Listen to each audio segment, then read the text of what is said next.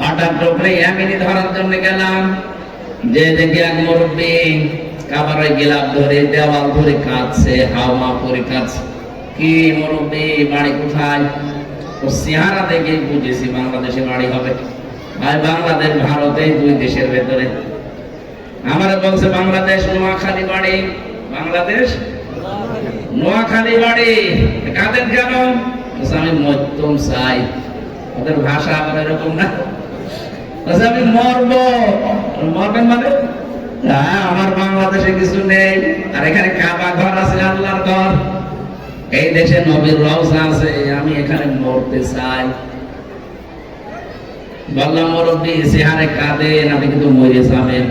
চলেন হোটেলে নিয়ে গেলাম, যেখানে থাকি হোস্টেলে নিয়ে যে ওনারে আমি প্রথম বললাম একটু নাস্তা করেন। হঠাৎ দেখছি বাইরে তাকিয়ে বিশাল ঝড় উঠেছে। বললাম মুরব্বী, আপনি প্রস্তুতি নেন। কিসে? আপনি যে দোয়া করে আসবেন কাবার স্টপ দেওয়াল ধরে, আপনি মরবেন। দেখেন চালানা দিয়ে তাকিয়ে কি ঝড় উঠেছে, আপনি বাইরে যাবেন, আপনার দোয়া কবুল হয়ে গেছে। মুরব্বী আমারে বছর হুজুর দোয়া কমিয়ে বছরের জোর করিনি, আগামীতে যদি যাই। দেখেন তোর মনের কথার সাথে মুখের কথার কোন মিল আছে? আমার ঘর তারপরের বছর 17 সালে গিয়েছিলাম নোয়াখালী কোম্পানিগঞ্জ। দেখে মুরব্বী এসে বলছে, হুজুর আসসালামু আলাইকুম। কি দাদা, আপনি মরেননি? না, আমি যদি আবার যাই তখন এ দোয়া তো আমি এবছরের জন্য করিনি।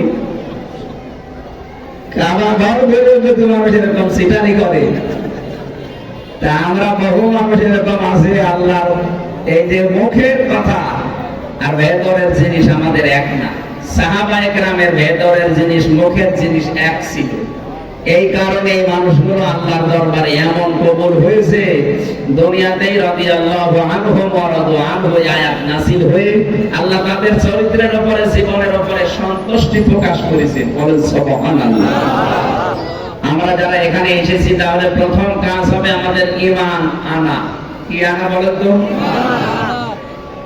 ঈমান আমরা আনবো এই জন্য, কারণ আল্লাহ আমাদেরকে বানিয়েছে তার ইবাদতের জন্য। ওমা খালাকতুল জিন্না ওয়াল ইনসা ইল্লা লিয়াবুদুন। মানুষ আর জিন বানালাম আমার ইবাদতের জন্য। আমাদের কাজ হবে ইবাদত করা। ইবাদতের আগে একটা কাজ হবে ঈমান আনা। ঈমান আনার আগে আরেকটা কাজ আছে।